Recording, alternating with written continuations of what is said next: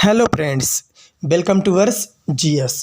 दोस्तों, आज हम बात करेंगे पोषण का पार्ट 3। दोस्तों, पार्ट 1 और पार्ट 2 चैनल पर अपलोड है वीडियो। दोस्तों, आप डिस्क्रिप्शन में जाइए, वहां पर आपको लिंक मिल जाएगा। दोस्तों अगर आप हमारे चैनल पर नए हैं तो आप चैनल को सब्सक्राइब कीजिए दोस्तों, और जितना हो सके उतना शेयर कीजिए। दोस्तों, आइए करते हैं वीडियो को शुरू। दोस्तों, लिखा गया है मेटाबॉलिज्म। मेटाबॉलिज्म मीन्स उपापचय।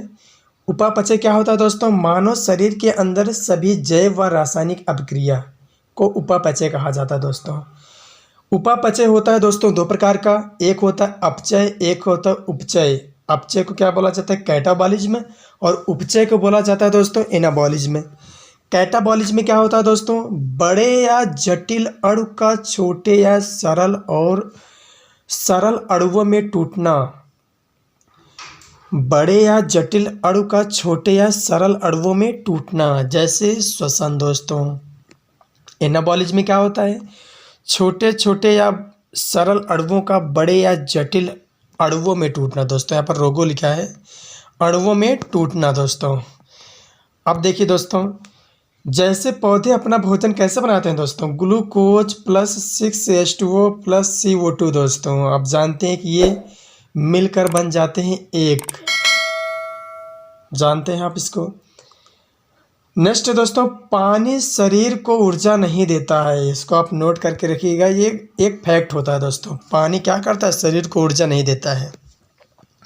अपचय शरीर में ऊर्जा रिलीज करता है। दोस्तों, जो अपचय होता है शरीर में क्या करता है? ऊर्जा रिलीज करता है। दोस्तों, उपचय में क्या होती है दोस्तों? ऊर्जा लगती है। मतलब उपचय में ऊर्जा खर्च होती है, अपचय में ऊर्जा रिलीज होती है। दोस्तों, नेक्स्ट देखते हैं। नेक्स्ट दोस्तों, पोषक तत्वों के अनुसार या पोषक तत्व रासायनिक संगठन के अनुसार दोस्तों दो प्रकार के होते हैं। एक होता है माइक्रो न्यूट्रिएंट्स, एक होता है माइक्रो। दोस्तों, मैक्रो क्या होता है? अधिकार पोषक तत्व। इनकी ज़रूरत शरीर को ज़्यादा मात्रा में होती है। दोस्तों, हमारे शरीर में सिर्फ इन्हीं का पाचन होता है, जैसे कार्बोहाइड्रेट, वसा और प्रोटीन। दोस्तों, हमारा जो शरीर होता है कार्बोहाइड्रेट, वसा और प्रोटीन को ही पचा सकता है। दोस्तों, जिसको क्या कहा जाता है? Micro nutrients.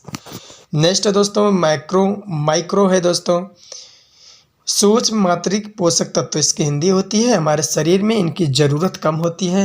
हमारे शरीर में इनकी ज़रूरत कम होती है। इनका पाचन शरीर में नहीं होता, जैसे विटामिन, खनिज या जल। इनका पाचन जो होता है दोस्तों हमारे शरीर में नहीं होता। नेक्स्ट दोस्तों, हमारे शरीर के अंदर जल का परसेंटेज कितना है? 70%। हमारे शरीर में कार्बोहाइड्रेट, वसा और प्रोटीन को पचाने के लिए खनिज और जल सहायता करते हैं। इसलिए विटामिन खनिज को उपापचयी नियंत्रक या मेटाबॉलिक रेगुलेटर कहा जाता है। दोस्तों, विटामिन, खनिज और जल को क्या कहा जाता है? उपापचयी नियंत्रक, या जिसको इंग्लिश में क्या बोला जाता है? Metabolic regulator. नेक्स्ट दोस्तों, हमारे प्रकृति में सबसे ज़्यादा कार्बन के यौगिक मिलते हैं। दोस्तों, सबसे ज़्यादा किसके यौगिक मिलते हैं? कार्बन के। और हाइड्रोजन की खोज किसने की है दोस्तों? कैवेंडिश ने की है। यौगिक क्या होता है दोस्तों? जब दो तत्वों को एक निश्चित अनुपात में मिलाया जाता है तो इसे क्या कहा जाता है? यौगिक कहा जाता है। जैसे जल H2O, यहाँ पर हाइड्रोजन का 2% है दोस्तों, तो जल का 1% है। आप ऐसे समझिए, हाइड्रोजन का 2 भाग है तो ऑक्सीजन का 1 भाग है। दोस्तों, कार्बोहाइड्रेट का सामान्य सूत्र क्या होता है दोस्तों? CnH2n plus ON। अगर यहाँ पर n बराबर 6 रखेंगे तो क्या हो जाएगा दोस्तों? ग्लूकोज का फार्मूला हो जाएगा 6H12O6 हो जाएगा। यहाँ पर CHO लिखा है दोस्तों, तो C का अनुपात 1:, H का अनुपात 2 होता है दोस्तों, और O का अनुपात क्या होता है? 1 होता है। दोस्तों, इसका मतलब है कि 1:2:1 होता है दोस्तों CHO का अनुपात। नेक्स्ट है दोस्तों, कार्बोहाइड्रेट का सबसे सरल रूप क्या होता है? ग्लूकोज होता है दोस्तों, जिसको क्या बोला जाता है? इंस्टेंट एनर्जी प्रोवाइडर कहा जाता है दोस्तों, क्योंकि ये तुरंत ऊर्जा प्रदान करता है। नेक्स्ट है, जब खिलाड़ी ज़्यादा ऊर्जा के चक्कर में इंजेक्शन लगाते हैं दोस्तों या लगवाते हैं, कौन सा इंजेक्शन होता है दोस्तों? स्टेरॉइड होता है वो। कौन सा होता है दोस्तों? स्टेरॉइड। नेक्स्ट, केंद्रीय आलू अनुसंधान संस्थान कहाँ पर है दोस्तों? शिमला कुफरी में है दोस्तों, शिमला कुफरी। नेक्स्ट, अगला है दोस्तों, केंद्रीय केला अनुसंधान संस्थान कहाँ पर है? तो दोस्तों ये कहाँ पर है? तमिलनाडु त्रिची में है। राष्ट्रीय धान या चावल अनुसंधान संस्थान कहाँ है दोस्तों? ये कटक उड़ीसा में है। राष्ट्रीय चावल अनुसंधान संस्थान कहाँ है दोस्तों? अंतर्राष्ट्रीय है, सॉरी। तो ये कहाँ पर है? मनीला फिलीपींस में है दोस्तों, मनीला फिलीपींस। भारत का धान का कटोरा किसे कहा जाता है? छत्तीसगढ़ को कहा जाता है। और विश्व का धान का कटोरा किसे कहा जाता है? वो चीन को कहा जाता है। हमारे शरीर को एटीपी के रूप में ऊर्जा प्राप्त होती है दोस्तों, हमारे शरीर को एटीपी के रूप में ऊर्जा प्राप्त होती है जब हम क्या लेते हैं दोस्तों? C6H12O6 प्लस 6CO2 लेते हैं दोस्तों। तो फिर क्या होता है? वहाँ से दोस्तों ऊर्जा रिलीज होती है कितनी? 6CO2 plus 6H2O plus ATP दोस्तों, ये मिलता है। ATP के रूप में ऊर्जा प्राप्त होती है दोस्तों। ATP को पावर करेंसी कहा जाता है दोस्तों, ध्यान दीजिएगा। ATP को क्या कहा जाता है? Power currency. ATP का निर्माण हमारे शरीर की कोशिका माइटोकॉन्ड्रिया में होता है, इसीलिए इसे क्या कहा जाता है? Powerhouse of the cell कहा जाता है। अगर आपसे क्वेश्चन पूछा जाए कि powerhouse of the cell किसे कहा जाता है, तो किसको कहा जाता है? माइटोकॉन्ड्रिया, माइटोकॉन्ड्रिया को। नेक्स्ट दोस्तों, कार्बोहाइड्रेट जो होता है कितने प्रकार का होता है? तो कार्बोहाइड्रेट होता है दोस्तों 3 प्रकार का, ध्यान दीजिएगा थोड़ा सा। मोनोसेक्राइड का सूत्र क्या होता है दोस्तों? तो 3 प्रकार का कौन कौन सा होता है? मोनोसेक्राइड, डाइसेक्राइड और पॉलीसेक्राइड। तो मोनोसेक्राइड का फार्मूला क्या होता है? 6H12O6 होता है दोस्तों। ग्लूकोज पहला होता है, दूसरा होता है फ्रक्टोज होता है, और तीसरा क्या होता है? गैलेक्टोज। तीनों क्या है दोस्तों? मोनोसेक्राइड है दोस्तों, मोनोसेक्राइड तीनों हैं।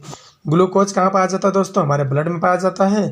फ्रक्टोज पाया जाता है दोस्तों फलों में, और सबसे मीठा कार्बोहाइड्रेट होता है दोस्तों। गैलेक्टोज जो होता है दोस्तों, ये कहाँ पाया जाता है? दूध में पाया जाता है। डाइसेक्राइड का सूत्र क्या होता है दोस्तों? C12H22O11 होता है दोस्तों। यहाँ पर 11 होगा दोस्तों, इसको आप सही कर लीजिएगा। C12H22 या 22O11 ये होता है दोस्तों, ये चीनी का सूत्र होता है दोस्तों। डाइसेक्राइड का सूत्र यही होता है दोस्तों। डाइसेक्राइड भी 3 प्रकार का होता है। कौन कौन सा होता है दोस्तों? देखते हैं दोस्तों। 3 प्रकार का होता है। कौन कौन सा? माल्टोज होता है, और क्या होता है दोस्तों? जो कि कहाँ पाया जाता है दोस्तों? चावल के मांड में। जब ग्लूकोज और ग्लूकोज मिलता है दोस्तों तो माल्टोज बनता है। माल्टोज कहाँ पर पाया जाता है? चावल के मांड में। ग्लूकोज और फ्रक्टोज जब मिलता है दोस्तों तो क्या बनता है? सुक्रोज का निर्माण होता है, और ये कहाँ पर पाया जाता है दोस्तों? सुक्रोज गन्ना में। नेक्स्ट, ग्लूकोज प्लस गैलेक्टोज जब मिलता है दोस्तों तो ये बनता है लैक्टोज। ये कहाँ पर पाया जाता है? दूध में। नेक्स्ट, भारतीय गन्ना अनुसंधान केंद्र कहाँ पर है दोस्तों? लखनऊ में है। माँ के दूध में लैक्टोज नामक कार्बोहाइड्रेट पाया जाता है दोस्तों। और लैक्टोमीटर से क्या मापते हैं? दूध की शुद्धता। दोस्तों अगर आपको वीडियो पसंद है तो आप चैनल को सब्सक्राइब कीजिए। नेक्स्ट है दोस्तों,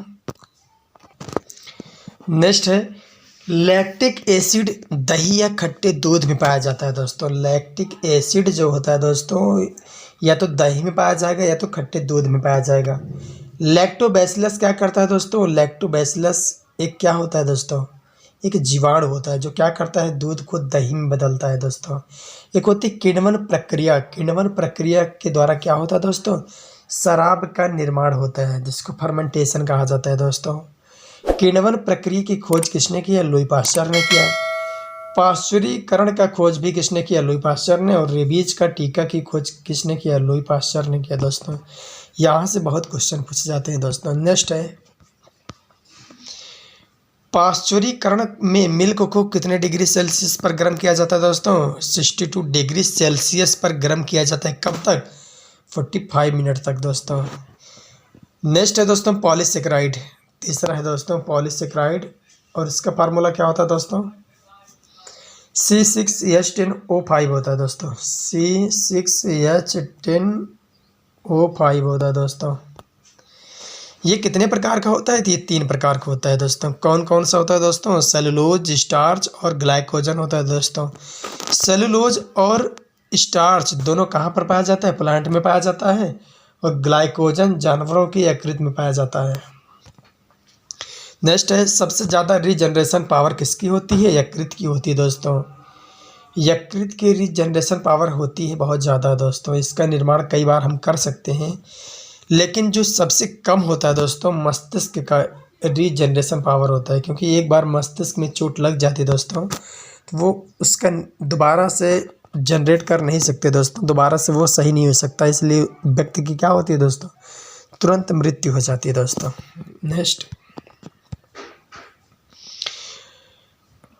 नेक्स्ट है दोस्तों हमारे शरीर की न्यूरॉन कोशिकाओं का विभाजन जन्म के बाद नहीं होता दोस्तों। ध्यान दीजिएगा कि जो न्यूरॉन कोशिका होती है दोस्तों जन्म के बाद कभी भी विभाजन नहीं होता। जो चीज़ें मस्तिष्क में पाई जाती हैं दोस्तों।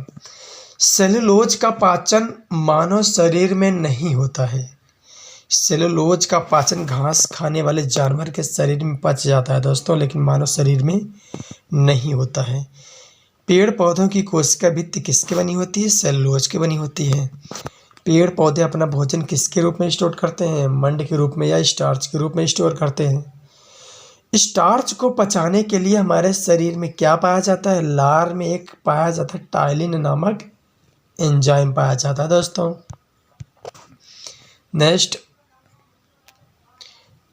है दोस्तों ग्लाइकोजन। दोस्तों ग्लाइकोजन को पचाने के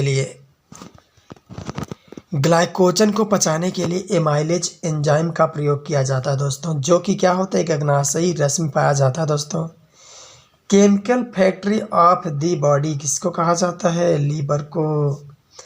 ग्लूकोज को ग्लाइकोजन में परिवर्तित करता है कौन, यकृत करता है। इस प्रोसेस को ही क्या कहा जाता है, ग्लाइकोजेनेसिस कहा जाता है दोस्तों। इस प्रोसेस को क्या कहा जाता है, ग्लाइकोजेनेसिस प्रोसेस कहा जाता है दोस्तों। जब ग्लूकोज की मात्रा बढ़ जाती है तो डायबिटीज हो जाता है दोस्तों, इसलिए हम इंसुलिन का क्या लगवाते हैं, इंजेक्शन लगवाते हैं दोस्तों। डायबिटीज भी 2 प्रकार का होता है दोस्तों। कौन कौन सा होता है दोस्तों, होता है मधुमेह या जिसको डायबिटीज इंसिपिडस कहा जाता है। एक होता है दोस्तों डायबिटीज मेलियस होता है दोस्तों। इंसुलिन हमारे शरीर में स्रावित होता है अग्नाशय ग्रंथि के बीटा कोशिका के द्वारा दोस्तों। नेक्स्ट देखते हैं दोस्तों अग्नाशय के अंदर 4 प्रकार की कोशिकाएं होती हैं। कौन कौन सी, अल्फा बीटा डेल्टा पीपी। इनकी खोज करने वाले कौन है, लैंगरहैंस। इनकी खोज कौन की है दोस्तों, लैंगरहैंस ने किया है, इसलिए अग्नाशय को लैंगरहैंस का द्वीप या आइलैंड्स ऑफ लैंगरहैंस कहा जाता है। और इंसुलिन की खोज किसने की है दोस्तों, एफ बेंटिंग ने की है, एफ बेंटिंग ने की है। दोस्तों आज का वीडियो आपको कैसा लगा आप ज़रूर बताइएगा कमेंट बॉक्स में, और अगर आप हमारे चैनल पर नए हैं तो आप चैनल को सब्सक्राइब कीजिए दोस्तों, जितना हो सके उतना शेयर कीजिए दोस्तों। मिलते हैं नेक्स्ट वीडियो में, तब तक के लिए दोस्तों जय हिंद।